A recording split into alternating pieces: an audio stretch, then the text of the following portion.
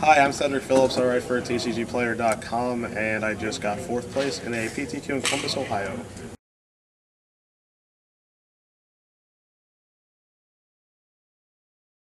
I played Mono-Blue Pickles with Damnations and Urborgs in the sideboard to help out against the aggro matchups, like green-white and green-blue.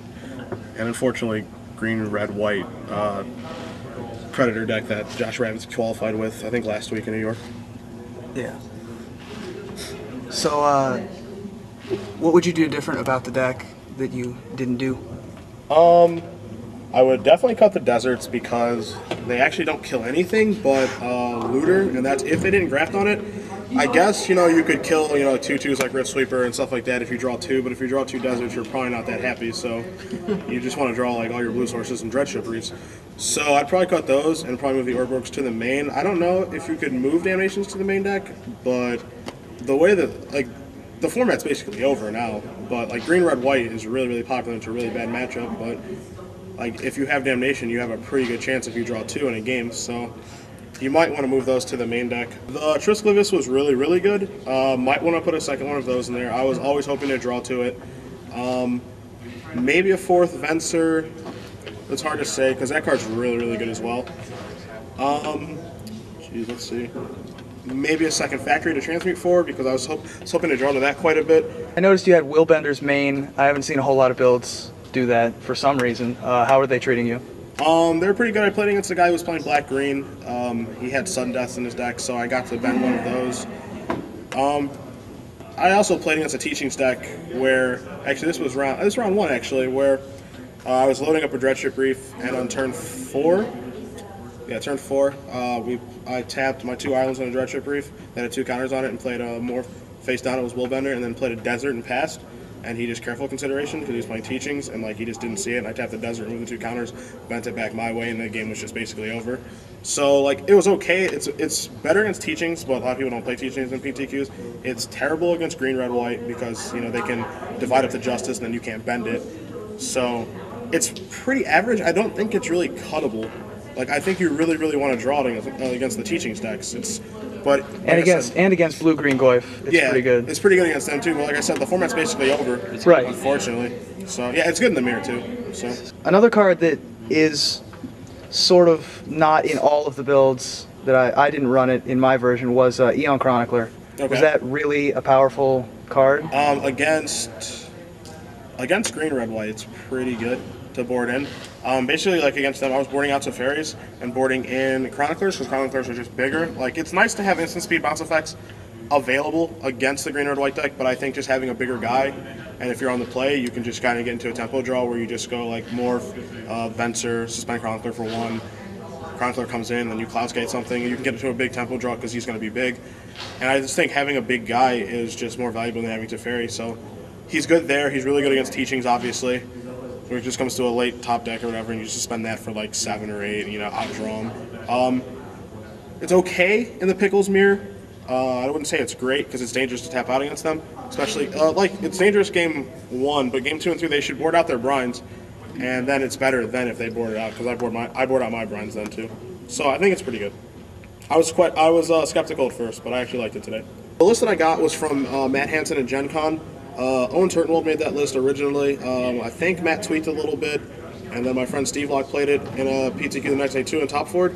And so I just got the information from him, and he had 2 Serrated Arrows main deck, but I figured those weren't very good. And the metagame of, Kavu Predator, Arrow counter doesn't actually do anything. I think Arrows is just kind of garbage. It's only good against people who screw up with their Serra Avengers when you run a 2/2 into it, and they're just block, and then you kill it with the Arrow token. If they just don't block, they could never lose. So I don't know why they would ever block, but I cut those for a Fathom Seer and the 3rd Venser. The Seer actually in the top 8. It's kind of random, not gonna lie, but it's fine as just a one of, in the late game when you're hoping to top deck, because this deck can flood pretty easily. It's a nice draw on the top. It's a nice draw on the mid to late game, so it's actually not too bad. And the 3rd Venser I think is really, really good because I think Venser is just a really, really good card in the format. The deck ran really well for me today. It's the first time I've ever played it before. I played it in Type 2 a little bit, never played it in block, and I started 5-0. I went 5-0-2. Won my quarters match, lost my semis match to green, red, white. Speaking of that quarters match, first of all, it took a very long time, as this deck does. But second of all, you made a very fascinating play in the third and deciding game. Would you like to elaborate? There's a little backstory. I was really quiet for the first 2 games because I was trying to concentrate, and then in game 3, I decided to change styles and start to be a lot more talkative to try to bait him into doing things he didn't really want to do, because he was making a lot of play mistakes the first 2 games, and I figured I might be able to get more out of him if I just played it more of a casual match. So I got really talkative, and I started. I got land stalled.